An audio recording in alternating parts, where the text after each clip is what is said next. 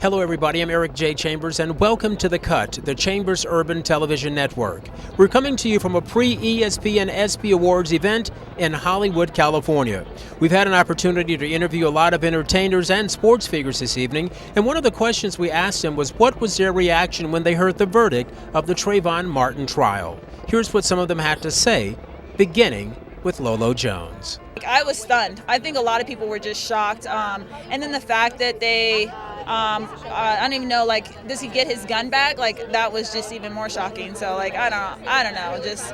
But at the same time, I think it will encourage people to go out and register to vote because that's how you make a change. I'm not going to talk politics, but I mean, I don't feel that was right. It's crazy. I didn't really want to get into it, but it's sad. You know, every time someone dies over that, it's terrible, and it's a touchy situation. It was tough, man. Like I said, that was a tough case. You know, you leave it up to the judge and leave it up to the prosecutors and everybody that had the witness protection to do what they have to. And it's a tough time for them, and just pray and keep heads up for Trayvon Martin and his family. You know, I was devastated. I was hurt. First thing I thought about were my kids. You know, I have a lot of kids in my charity that are young African-American male and females, and I understand the importance this case meant for them. And now I just hope that our country can kind of heal, that we do have protests that can be just, you know, peaceful, but at the same time we can have discussion and dialogue. And I think that's what we need to do moving forward, is to have peaceful protests, but also to have that dialogue and learn how to heal. You know what, I mean, it's sad, you know, because the young man, you know, his life was taken from him and he wasn't doing anything wrong. But, you know, one thing I don't want all of us to miss out on the bigger picture. You know, there's probably legislation is going to change from this. And there's a lot of dialogue right now, you know, so racial profiling, you know, it's in the forefront right now. It's not a taboo topic. So now that we're talking about it again and in this, you know, on this platform, I think it's going to change a lot. So even though we didn't win that one, I think we're going to win something bigger. So if everyone just understand that, you know, I think we'll get through it a little easier. It's always sad when someone loses their lives, but you know, the justice system has to do their part, and you know, us as citizens, we have to, you know, take that.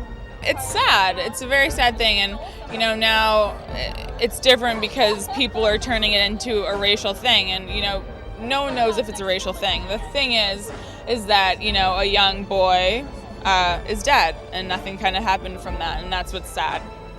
You know, it was somewhat sad, you know, that justice wasn't served or whatnot.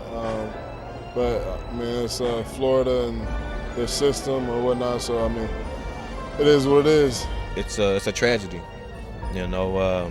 But you know, you put it in the court in the court's hands, and sometimes you get the verdict that you want, sometimes you don't. You know, we say only God can judge us, right?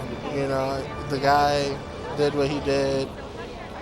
The results happen, but at the end of the day, it's up to this man upstairs to take care, you know, and really cast down the punishment or the judgment that needs to be given. It was sad.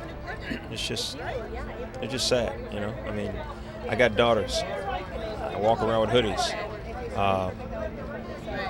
As the president said, though, our justice system is our justice system. It just is. Like a lot of people, I was disappointed with the verdict. You know, I thought it was going to come out, you know, different, you know, but it didn't. You know, it wasn't in my hands. You know, if it was in my hands, you know, I already would have gave my verdict. But, you know, it was in the jurors' hand. They made a decision. You know, like they say, you know, the law is the law. I think the best thing to do now is just continue to pray for him and his family. You know, he's in a better place right now. You know, the way that he went out, you know, is a bad situation. You know, and I hate that for him and his family. You know, especially for him just being so young, 17 years old. You know, I've been taking care of my cousin. He's 17 right now, so it's just like a, you know, big thing. You know, I shed a few tears, you know, when I heard the verdict, you know, because, I mean, it's real, you know, emotional just for me, just having a guy like that, my cousin next to me, you know, he's Trayvon, you know, he's 17 years old, and he walks the street, you know, from work every night, you know, and doing that, you know, so, I mean, it's very emotional for me, you know, and everything, but, you know, I'm continue to pray for him and his family. In Hollywood, I'm Eric J. Chambers, and this is The Cut.